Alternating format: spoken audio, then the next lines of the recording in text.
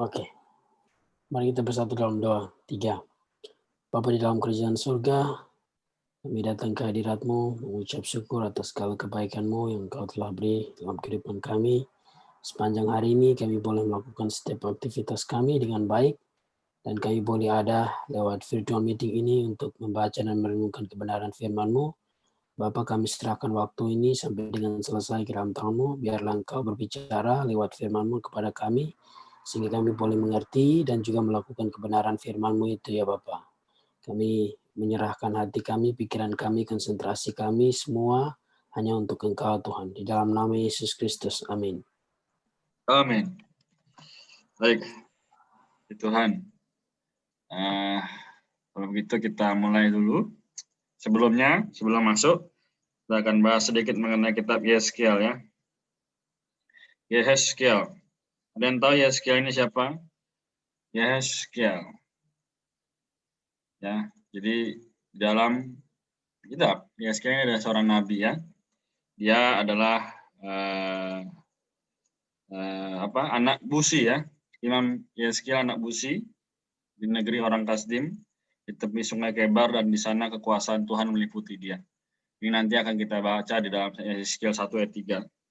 Namun apa isi dari kitab Yeskiel ini? Kita perlu tahu itu adalah penampakan Allah dalam kemuliaan kepada manusia.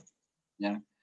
Terus apa? Bukan hanya itu saja, tapi juga penghakiman Allah ya terhadap umatnya dan bangsa-bangsa, dan pemulihan daripada Allah atas umat pilihannya.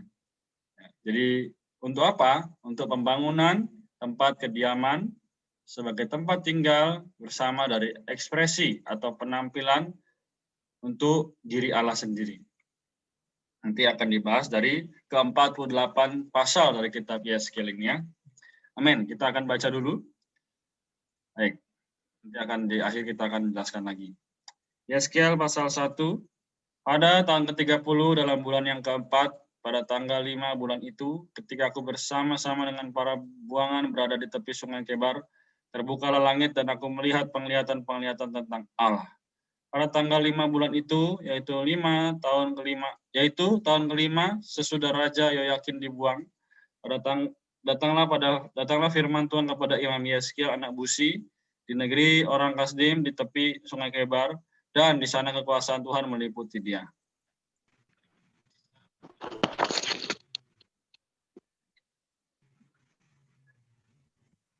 Lalu aku melihat sungguh angin dari utara, membawa segumpal awan besar dan api yang berkilat, dan awan itu dikelilingi oleh sinar di tengah api itu kelihatan seperti suasa menggelat. Dan di tengah itu juga menyerupai empat makhluk, dan inilah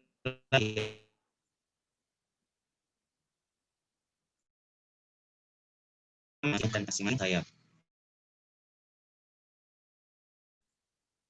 Amin. 7. Ayat 7. Kaki merus dan telembu, kaki tembaga yang baru dicuci mereka dibawa ke dalam tangan manusia berempat adalah besi. Mereka saling sayapnya berjalan lurus ke depan. Amin. Ayat 10. Muka mereka kelihatan begini, keempatnya mempunyai muka manusia di depan, muka singa di sebelah kanan, muka lembu di sebelah kiri, dan muka Raja Wali di belakang. Sayap-sayap mereka dikembangkan ke atas, mereka saling menyentuh dengan sepasang sayapnya, dan sepasang sayap yang lain menutupi badan mereka. Masing-masing berjalan lurus ke depan, ke arah kemana roh itu hendak pergi, ke sanalah mereka pergi. Mereka tidak berbalik kalau berjalan. Ayat 13. Di tengah makhluk-makhluk hidup itu kelihatan seperti bara api yang menyala. seperti suluh yang bergerak kian kemari di antara makhluk-makhluk hidup itu. Dan api itu bersinar sedang dari api itu kilat sabung menyambung. Makhluk-makhluk hidup itu terbang ke sana kemari seperti kilat. Aku melihat sungguh di atas tanah di samping masing-masing dari keempat makhluk-makhluk hidup itu ada sebuah roda. Amin. Silakan, Delga.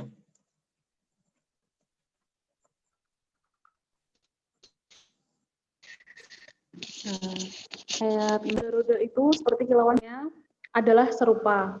Buatannya seolah-olah roda yang satu di tengah-tengah yang lain. Kalau mereka berjalan, mereka dapat menuju ke 4 jurusan. Mereka tidak berbalik kalau berjalan. Mereka mempunyai lingkar dan aku melihat bahwa sekeliling lingkar yang 4 itu penuh dengan mata. 19. Kalau makhluk-makhluk hidup itu berjalan, roda-roda itu juga berjalan di samping mereka. Kalau makhluk-makhluk hidup itu terangkat dari atas tanah, roda-roda itu turut terangkat. Ke arah mana roh itu hendak pergi, ke sana mereka pergi. Dan roda-rodanya sama-sama terangkat dengan mereka. Sebab roh makhluk-makhluk hidup itu berada di dalam roda-rodanya. Kalau makhluk-makhluk hidup itu berjalan, roda-roda itu berjalan. Kalau mereka berhenti, roda-roda itu berhenti. Dan kalau mereka terangkat dari tanah, roda-roda itu sama-sama terangkat dengan mereka. Sebab roh makhluk-makhluk hidup itu berada di dalam roda-rodanya. Di atas kepala makhluk hidup itu ada yang menyerupai cakrawala yang kelihatan seperti hablur es yang mendasyatkan terbentang di atas kepala mereka. Dan di bawah cakrawala itu sayap mereka dikembangkan lurus, yang satu menyinggung yang lain, dan masing-masing mempunyai sepasang sayap yang menutupi badan mereka. Kalau mereka berjalan, aku mendengar suara sayapnya seperti suara air terjun yang menderu, seperti suara yang maha kuasa, seperti keributan laskar yang besar. Kalau mereka berhenti, sayapnya dibiarkan terkulai.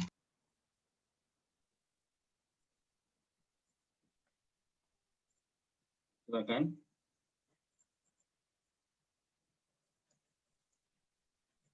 Evelyn ya. Oke. Kalau belum bisa, di skip dulu kali. Langsung ke Naomi. Maka kedengaranlah suara dari atas cakrawala yang ada di atas kepala mereka. Kalau mereka berhenti, sayapnya dibiarkan terkulai. Di atas cakrawala yang ada di atas kepala mereka ada menyerupai takhta yang kelihatannya seperti permata lazurit, dan di atas yang menyerupai tahta itu ada yang kelihatan seperti rupa manusia. Dari yang menyerupai pinggangnya sampai ke atas, aku lihat seperti suasa mengkilat dan seperti api yang ditudungi sekelilingnya. Dan dari yang menyerupai pinggangnya sampai ke bawah, aku lihat seperti api yang dikelilingi sinar. Amin. Ayat 28. Seperti busur pelangi yang terlihat pada musim hujan di awan-awan, demikianlah kelihatan sinar yang mengelilinginya. Begitulah kelihatan gambar kemuliaan Tuhan. Tak kala aku melihatnya, aku sembah sujud, lalu ku dengar suara Dia yang berfirman. Pasal 2 ayat 1, firman-Nya kepadaku, hai anak manusia, bangunlah dan berdiri, karena aku hendak berbicara dengan engkau. Sementara ia berbicara dengan aku, kembalilah rohku ke dalam aku, dan ditegakkannya lah aku. Kemudian aku mendengar Dia yang berbicara dengan aku. Ayat 3, firman-Nya kepadaku, hai anak manusia, aku mengutus engkau kepada orang Israel, kepada bangsa pemberontak yang telah memberontak melawan aku. Mereka dan nenek moyang mereka telah mendurhaka terhadap aku sampai hari ini juga. Kepada keturunan inilah yang keras kepala dan tegar hati, aku mengutus engkau dan harus kau katakan kepada mereka, beginilah firman Tuhan Allah. Dan baik mereka mendengarkan atau tidak, sebab mereka adalah kaum pemberontak, mereka akan mengetahui bahwa seorang nabi ada di tengah-tengah mereka. Amin. Ya, kalau Evelyn bisa, boleh.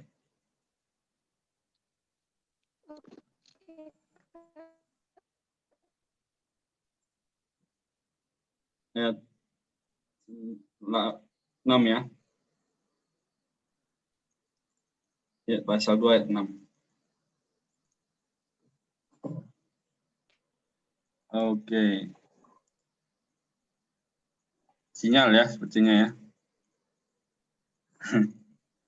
Tidak apa. Oh ya, mari.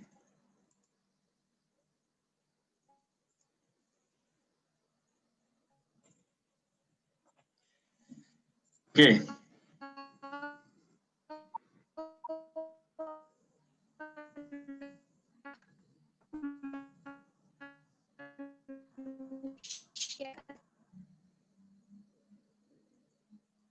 Amin. Baik.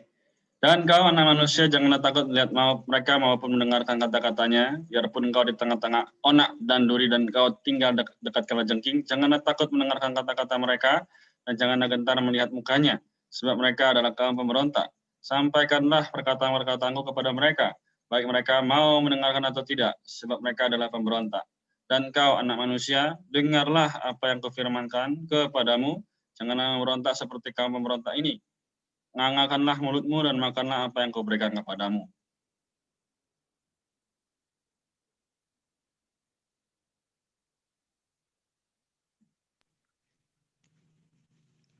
Ayat yang ke-9, aku melihat sesungguhnya ada tangan tertulur kepadaku, dan sungguh dipegangnya sebuah gulungan kitab. Lalu dibentangkannya di hadapanku. Gulungan kitab itu ditulisi timbal balik, dan di sana tertulis nyanyian-nyanyian ratapan, keluh kesah dan rintian. Firman-Nya kepadaku, hai anak manusia, makanlah apa yang engkau lihat di sini. Makanlah gulungan kitab ini dan pergilah. Berbicaralah kepada kaum Israel.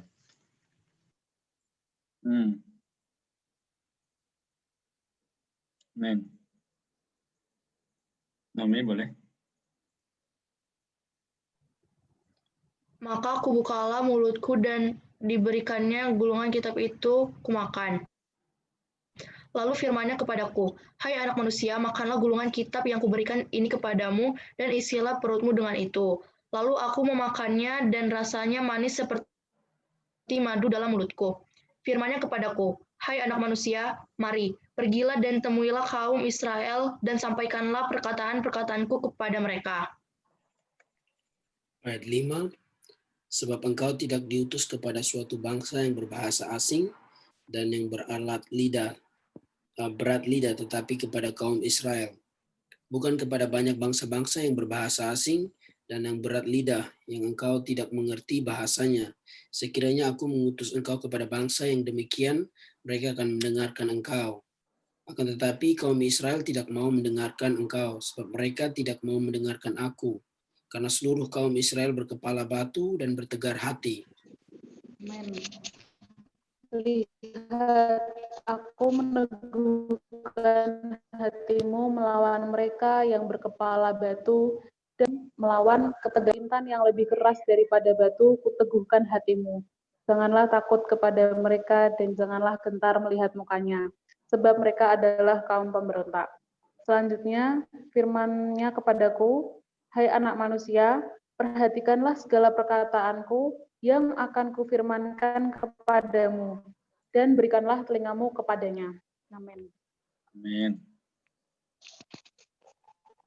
Sudah bisa? Kalau belum bisa, enggak apa, Evelyn?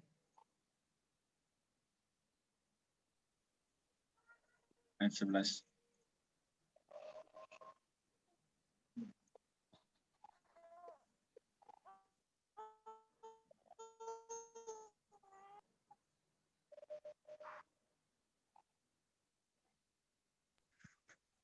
Ayat 11. Mari pergi dan temuilah orang-orang buang sebangsamu kepada beginilah firman Tuhan Allah, baik mereka maupun mau dengarkan atau tidak di belakangku, suatu suara gemuruh yang besar, tak kalah kemuliaan Allah naik ke atas tempatnya, yakni suara dari sayap-sayap makhluk hidup yang menggesek satu sama lain, dan di samping itu suara gemetar dari roda, suatu suara gemuruh yang besar. Amin. Baik. Dan roh itu mengangkat dan membawa aku, dan aku pergi dengan hati panas dan dengan perasaan pahit. Karena kekuasaan Tuhan memaksa aku dengan sangat. Demikian aku datang kepada orang-orang buangan yang tinggal di tepi sungai Kebar di Tel Aviv, dan di sana aku duduk tertegun di tengah-tengah mereka selama 7 hari. Sesudah 7 hari datanglah firman Tuhan kepadaku.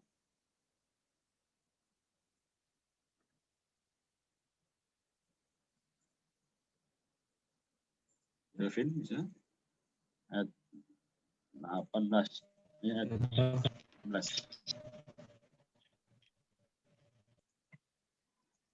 Ayat 17.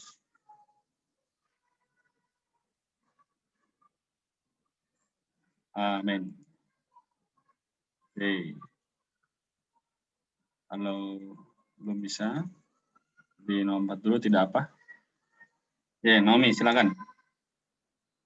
Ayat 17 ya. Hai anak manusia, aku telah menetapkan engkau menjadi penjaga kaum Israel. Bila mana engkau mendengarkan suara firman daripadaku, peringatkanlah mereka atas namaku. Kalau aku berfirman kepada orang jahat, engkau pasti dihukum mati. Dan engkau tidak memperingatkan dia atau tidak berkata apa-apa untuk memperingatkan orang jahat itu dari hidupnya yang jahat, supaya ia tetap hidup. Orang jahat itu akan mati dalam kesalahannya, tetapi aku akan menuntut pertanggungjawab atas nyawanya daripadamu. Tetapi jikalau engkau memperingatkan orang jahat itu dan ia tidak berbalik dari kejahatannya dan dari hidupnya yang jahat, ia akan mati dalam kesalahannya. Tetapi engkau telah menyelamatkan nyawamu. Ayat 20. Jikalau seorang yang benar berbalik dari kebenarannya dan ia berbuat curang, dan aku meletakkan batu sandungan di hadapannya, ia akan mati. Oleh karena engkau tidak memperingatkan dia, ia akan mati dalam dosanya, dan perbuatan-perbuatan kebenaran yang dikerjakannya tidak akan diingat-ingat, tetapi aku akan menuntut pertanggungan jawab atas nyawanya daripadamu. Tetapi jikalau engkau memperingatkan orang yang benar itu supaya ia jangan berbuat dosa dan memang tidak berbuat dosa, ia akan tetap hidup. Sebab ia mau menerima peringatan dan engkau telah menyelamatkan nyawamu. Maka di sana kekuasaan Tuhan meliputi aku dan ia berfirman kepadaku, bangunlah dan pergilah ke lembah, di sana aku akan berbicara dengan engkau. Aku bangun dan pergi ke lembah. Sesungguhnya di sana kelihatan kemuliaan Tuhan seperti kemuliaan yang Kebar, dan aku sujud. Tetapi masuklah roh ke dalam aku dan ditegakkannya aku. Lalu ia berbicara dengan aku, katanya, pergilah pulang, kurunglah dirimu dalam rumahmu. Dan engkau anak manusia, sesungguhnya engkau akan diikat dengan tali dan akan dibelenggu, sehingga engkau tidak bisa keluar masuk di tengah-tengah mereka. Amin. Amin. Sudah bisa, Evelyn atau Kelvin? Ayat terakhir. Ayat 26 ya, Kak? Ya. Ayat 26. Dan aku akan membuat di langit-langitmu seakan menolak mereka adalah kaum pemberontak. Tetapi kalau dengan engkau dan engkau kepada mereka adalah orang yang mendengar mau makan baiklah memelihara adalah kaum. Amin. Puji Tuhan. Oke, baik, kita selesaikan dulu pembacaannya dari Yakobus pasal 1 ayat 1 sampai 12. Lalu setelah itu baru nanti di akhir saya akan jelaskan mengenai kitab Yeskiel yang telah kita baca dan juga Yakobusnya. Amin. Jangan dulu ya. Yakobus. Baik. Mari. Kalau Kelvin sudah bisa, boleh. Yakobus pasal 1.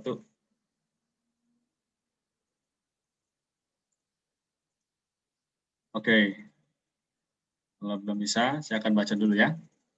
Nanti akan dilanjutkan. Yakobus pasal 1. Salam dari Yakobus, hamba Allah dan Tuhan Yesus Kristus, pada ke-12 suku di perantauan.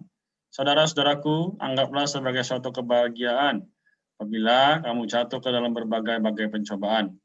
Sebab kamu tahu bahwa ujian terhadap imanmu itu menghasilkan ketekunan.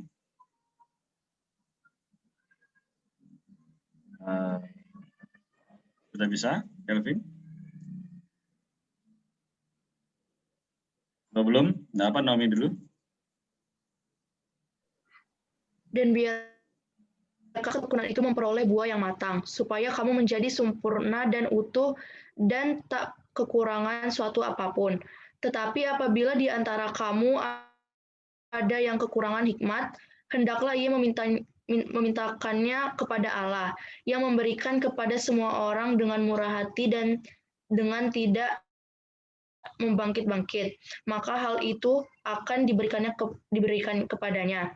Hendaklah ia memintanya dalam iman, dan sama sekali jangan bimbang, sebab orang yang bimbang sama dengan gelombang laut, yang diombang-ambingkan kian kemari oleh angin. Amin. Ayat 7, orang yang demikian janganlah mengira bahwa ia akan menerima sesuatu dari Tuhan, sebab orang yang mendua hati tidak akan tenang dalam hidupnya.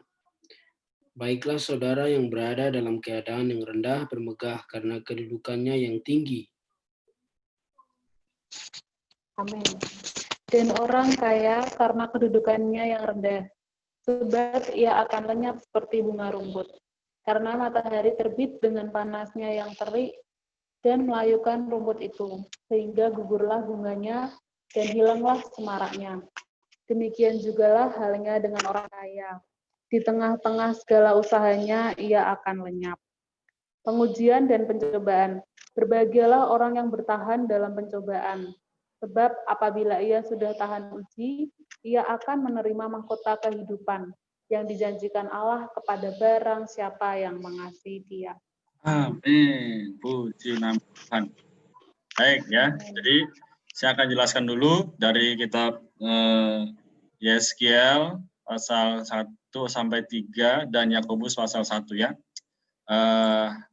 Kita bisa melihat bagaimana Tuhan ingin supaya diri kita menyadari satu hal, yaitu tadi di kitab Yeskiel. Kita lihat ya lebih dahulu bagaimana Tuhan mendambakan supaya kita memiliki satu kehidupan yang sesuai dengan kehendak hati Allah. Ya, kita lihat ada satu perumpamaan yang sangat baik, yaitu kita lihat ya di dalam ayat yang keempat. Siapa? Katakan di sini, aku melihat sungguh angin badai, ya, bertiup dari utara dan membawa segumpal awan yang besar dengan api yang berkilat-kilat, dan awan itu dikelilingi oleh sinar. Di tengah-tengah api itu kelihatan seperti suasa mengkilat. Ada yang tahu suasa itu apa?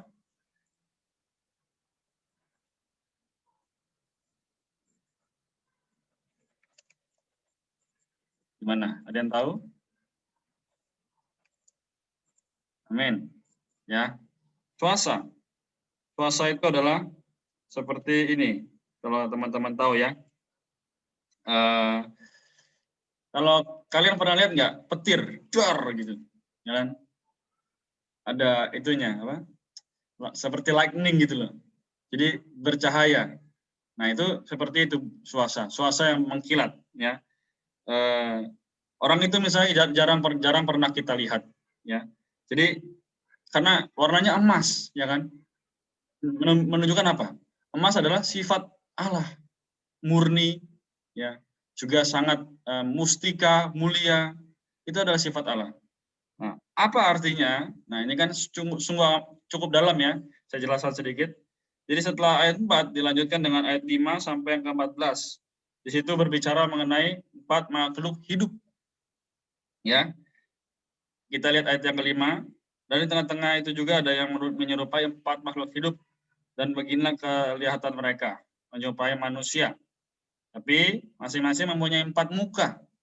Pada masing-masing ada 4 pula sayap. Ya. Katakan apa? Di sini kita lihat bahwa ayat yang ke-7, ya, bahwa kaki mereka adalah lurus dan telapak kaki mereka seperti kuku anak lembu. Kaki-kakinya mengkilap seperti tembaga yang digosok. Nah, teman-teman, kayaknya kok aneh ya. Ini ngomongin kaki, terus mukanya kayak apa? Manusia gitu kan. Tapi kita lihat ya, ayat selanjutnya. Ayat yang ke-10, 11, 12.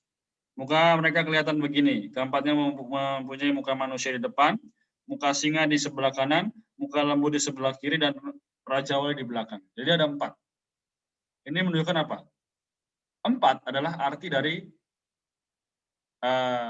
kita melihat bahwa satu kondisi di mana kita tahu bahwa ini adalah lambang ya dari Allah sebagai manusia. Maksudnya Allah kan Tritunggal, ya, benar nggak? Allah Bapa, Allah Putra, Allah Roh, ditambah dengan manusia yang satu. Nah, jadi ini adalah lambang dari bagaimana hubungan antara Allah dan manusia, 4 makhluk hidup. Ini lambang ya, kalau kita mau menggunakan pakai pikiran sendiri, itu nggak mungkin tercapai. Tapi kita perlu menggunakannya dengan pikiran dari firman Tuhan, dari sudut pandang rohani.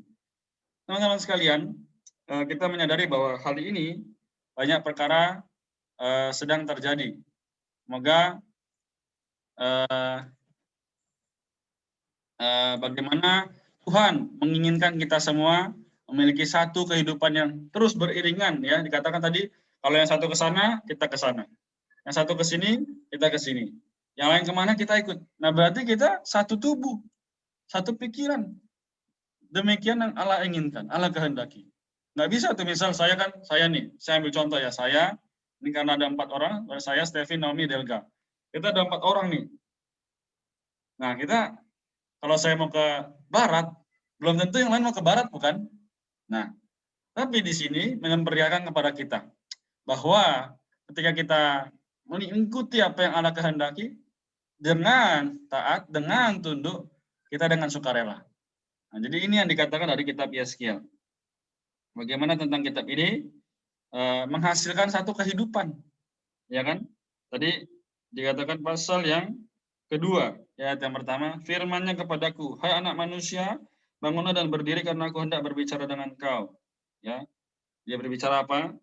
Kembalilah rohku ke dalam aku dan ditegakkannya aku. Kemudian aku mendengar dia berbicara dengan aku. Aku mengutus kau kepada orang Israel, kepada bangsa pemberontak yang telah memberontak. Mohon aku, mereka dan nenek moyang mereka telah mendurhaka terhadap aku sampai hari ini juga. Jadi artinya apa? Hari ini Tuhan memberitahu kepada kita. Kondisi manusia hari ini sudah begitu memberontak. Yang seharusnya cinta akan firman Allah, mereka mencinta yang lain. Yang seharusnya hanya mau Yesus. Tapi sekarang banyak maunya. Nah, teman-teman sekalian, semoga melalui firman kudus ya yang kita baca setiap hari, baik pribadi maupun bersama-sama, menguatkan dan meneguhkan kita. Nah, kemudian ditutup dengan pasal yang ketiga tadi. Kita perlu tahu bahwa di sini dikatakan di ayat yang ke-10, kita langsung lihat ayat yang ke-10. Selanjutnya firman-Nya kepadaku, hai anak manusia, perhatikanlah segala perkataanku yang akan kufirmankan kepadamu dan berikanlah telingamu kepadanya. Pertanyaannya, sudahkah setiap hari kita memberikan telinga kita kepada firman Tuhan? Atau masih ada perkataan-perkataan yang lain yang selain dari firman Tuhan yang kita dengarkan? Oh, semoga kita semakin disadarkan menjelang kedatangan Tuhan yang mendekat. Ya. Kemudian ayat 26, dan aku akan membuat lidahmu melekat pada langit-langitmu sehingga engkau akan menjadi bisu dan tidak akan memperak lagi sebab mereka adalah kaum pemberontak. Nah, Jadi apa? Ada suatu sisi di mana nanti ketika ada orang yang sangat tidak mengasihi firman Allah tuh lidahnya dilekatkan dengan mulut. Jadi dia nggak bisa berbicara tentang firman Allah, nggak ngerti tentang firman Allah, yang baik-baik dia nggak ngerti. Pokoknya apa? Hanya membicarakan yang dia senangi, bukan yang Allah mau. Apakah ini tidak menyedihkan? Ya, semoga hari ini, apapun kondisi kita, siapapun kita, apapun latar belakang kita, mari mengasihi Tuhan selagi masih ada kesempatan. Tahun ini sisa berapa hari lagi ya kan? Biarlah kita terus menghitung, Tuhan apakah aku sudah menebus waktu yang selama ini terbuang? Nah, ya, sampai sini ada pertanyaan? Kalau belum, kita akan lanjutkan dulu ke Yakobus. Oke. Belum ya, belum ada pertanyaan berarti ya. Oke, kita lihat ke Yakobus ya. Yakobus pasal 1. Oke, Yakobus berbicara tentang bagaimana mempraktekkan kehidupan Kristen yang normal dan sempurna. Kenapa? Kita lihat di ayat yang kedua. Katakan, saudara-saudaraku, anggaplah sebagai kebahagiaan apabila kamu jatuh ke dalam berbagai-bagai pencobaan. Wah, bukankah ini satu hal yang sangat sulit? Kenapa? Karena kalau kita lihat, Tuhan menjadikan kita sebagai orang yang mengalami penderitaan itu, apa dikatakan tadi? Kebahagiaan. Bisa nggak kita bahagia dalam pencobaan, penderitaan? Ya contohnya aja ini, 7-8 bulan ini kan, kita menderita, kita dicobai, aduh ini kuliah, sekolah online, aduh pulsaku habis, kuotaku habis, belum lagi mesti baca kitab juga lewat Zoom, aduh bagaimana ini? Apakah kita bahagia atau malah menderita? Nah, kemudian ayat yang selanjutnya, ayat 4, biarkanlah ketekunan itu memperoleh buah yang matang, ya, supaya kamu menjadi sempurna dan utuh dan tidak kekurangan apapun. 30 menit setiap hari, atau mungkin lebih sedikit. Apakah itu sudah menjadi ketekunan bagi kita? Iman kita bangun di atas itu? Apakah sudah demikian? Nah, sungguh sangat menerangi saya juga pada sore ini ya, bahwa Tuhan sudah seberapa tekun saya terhadap iman yang saya punya hari ini. Ya, kemudian katakan ayat yang ke-10, dan orang kaya bermegah apabila ia direndahkan, sebab ia akan lenyap seperti bunga rumput. Nah, ini seperti puisi ya, ada yang ngerti nggak artinya apa? Oke. Ada yang bisa coba bantu?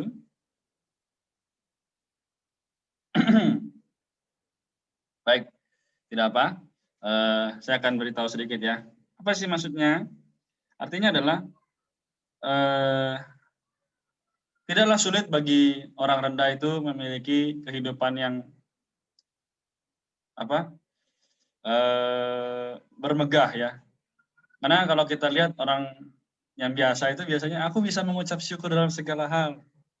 Nah, tapi tidak mudah bagi orang yang tinggi. Aduh, nanti aku kalau sakit mesti bayar apa. Aduh nanti duitku hilang ini segala. Teman-teman, kita sebagai orang Kristen harus punya sikap yang apa? Bersukacita dan memuji tiap saat, tiap waktu. Ini yang dikatakan oleh Yakobus. Kemudian di ayat yang tadi terakhir dibaca, ayat 12, berbahagialah orang yang bertahan dalam pencobaan, sebab apabila ia sudah tahan uji, dia akan menerima mahkota kehidupan yang dijanjikan Allah kepada orang-orang yang mengasihi Dia. Pertanyaannya lagi, apakah kita sudah tahan uji? Seberapakah iman kita? Apakah ketika kita melihat, wah temanku sudah bisa sampai ke luar negeri, wah temanku sudah bisa memiliki pasangan, atau apalagi, oh temanku bisa ini, bisa itu. Namun apakah kita punya perasaan, tapi kok aku melihat dia nggak pernah, jarang sekali ikut ibadah dan sebagainya. Teman-teman sekalian, kalau kita hari ini perlu sadar, kekayaan kita yang sebenarnya adalah di dalam Kristus. Karena Paulus berkata apa dalam kitab Filipi? Aku rela, ya, Filipi 3:8 berkata, menjadikan segala sesuatu rugi karena pengenalanku akan Kristus Yesus lebih mustika. Hari ini, inilah yang menjadi sandaran bagi kehidupan kita sebagai orang Kristen. Kenapa? Kehidupan yang hari ini kita telah tabung, ya, kalau kita masih ingat Matius pasal 25, itu adalah minyak yang kita sedang kumpulkan hari ini. Ya, minyak-minyak, ya, kita kumpulkan membaca Alkitab kita tiap hari, persekutuan yang intim dengan Tuhan tiap hari. Nah, ini yang sedang kita bangun. Sia-sia nggak? Bagi orang dunia itu sia-sia. Tapi bagi kita, orang yang percaya, yang mengasihi Tuhan, tidaklah sia-sia. Maka sekali lagi dikatakan oleh Paulus dalam Filipi pasal yang itu ayat 1 ayat 21, karena bagiku hidup adalah Kristus dan mati adalah keuntungan. Nah, sekarang orang yang takut mati siapa? Ada yang takut mati di sini? Semua orang pasti takut mati. Tapi kalau kita sudah punya Kristus, kalau kita akan merasa, oh, kalau aku sudah mati, aku sudah untung. I have Christ. I have everything. Nah, gitu loh. Ya, jadi ini inti dari pembacaan kitab kita sore ini, Yeskiel dan Yakobus. Amin. Maaf lewat sedikit ya. Apakah ada pertanyaan? Oke, Yeremia. Yeskiel 3 ayat 18. Yakobus atau Yeremia? Yeskiel ya harusnya. Yeskiel 3 ayat 18 ya. Yeremia, Pak. Oh, Yeremia, mundur berarti ya. Oke. Yeremia ya.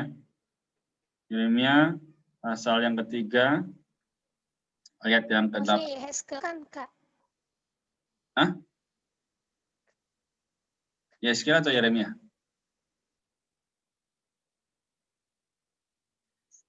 Yeremia. Bentar ya. Pertama. Ya. Oke, kita tunggu sebentar ya. Yeskiel atau Yeremia. Yeremia 3:18. Yeremia ya kalau gitu ya. Saya coba jelaskan kedua-duanya aja ya, biar nanti teman-teman juga tahu. Yeremia. Oh, oke. Yeskiel 3:18. Baik. Saya akan bacakan ya. Yeskiel pasal yang ketiga, ayat yang ke-18. Situ berbicara mengenai, kalau aku berfirman kepada orang jahat, kau pasti dihukum mati. Dan kau tidak memperingatkan dia atau tidak berkata apa-apa untuk memperingatkan orang jahat itu dari hidupnya jahat, supaya tetap hidup, orang jahat itu akan mati dalam kesalahannya, tapi aku akan menuntut. Ini, coba ada yang bisa ngerti nggak? Ada yang dapat nggak maksudnya? Dapat Kak. Coba silakan Dirga bantu.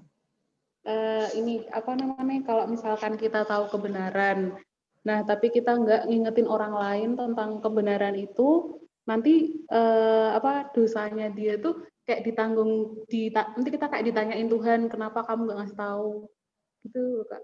Yes, sangat setuju, betul. Saat itu tidak berdasarkan pengetahuan sendiri, tapi berdasarkan apa? Pengetahuan kita akan firman Kristus ya. Nah, jadi semoga hari ini kita menyadari bahwa Tuhan ingin supaya kita semua memiliki pengetahuan yang demikian. Kalau kita punya teman, dia sudah mulai menyimpang hidupnya, atau keluarga, atau paman, atau siapapun, kita beritahu saja. Teman, Tuhan mengasihimu loh. Jangan jauh-jauh. Jangan bersikap yang tidak-tidak. Misal dia suka apa? Kalau kita lihat ya, dugem atau sebagainya. Kita beritahu saja. Yang penting kita sudah beritahu. Kalau kita nggak beritahu, kita berhutang. Tapi setelah kita beritahu dia nggak mau percaya, itu salahnya. Kalau kita lihat ya Lukas ya, kitab Lukas pasal 6, itu kan berbicara mengenai orang kaya dan Lazarus. Ya, di situ di kalimat yang terakhir dari ayat itu dikatakan bahwa sudah ada kesaksian dari para nabi ya pada keluarga itu, tapi kalau orang itu nggak percaya, ya sudah, kita sudah menyatakan, kalau dia masih tertutup, salah sendiri. Ya. Jadi demikian Evelyn, demikian Delga. Terima kasih atas bantuan jawabannya. Semoga kita terus memiliki satu tujuan, yaitu I want to find Jesus. I want to follow Jesus. Every day, every time. Jesus is the answer of everything. Ya. Yesus adalah jawaban dari semua. Amin. Baik, ada lagi? Kalau belum ada, tidak apa.